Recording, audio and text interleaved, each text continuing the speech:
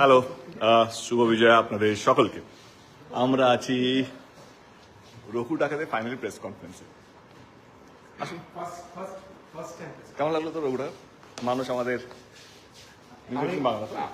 আমি বলবো, আমি আসছিলাম ইন্টারভিউ করতে, একজন আমাকে জিজ্ঞেস করছিল যে কোথায় যাচ্ছে, বললাম যে দেবের ইন্টারভিউ করতে।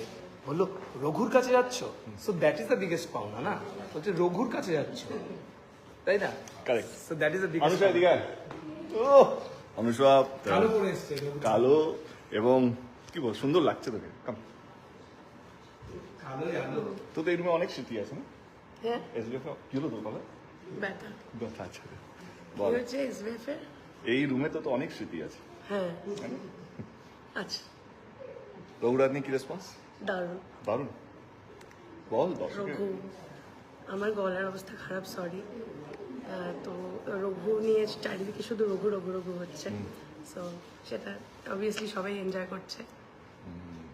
তুমি তোমার কাছে সবচেয়ে সেরা রেসপন্স কি এসছে সেটা বলো। দারুণ দারুণ দারুণ দারুণ দারুণ রেসপন্স। সব মানে রঘু ডাকাতের যে স্বপ্নটা আমরা দেখেছিলাম কে, না না, কিন্তু আছে আছে রঘু ডাকাত নিয়ে যে স্বপ্নটা দেখেছিলাম কে মাস্ক বড় ক্যানভাসের ছবি করবো, এবং এই যুগটাকে আবার ফিরিয়ে নিয়ে আসার চেষ্টা, তো সেটা সবাই সমর্থন করেছে এবং সবাই দেখছেন, সেটাই ভালো লাগা।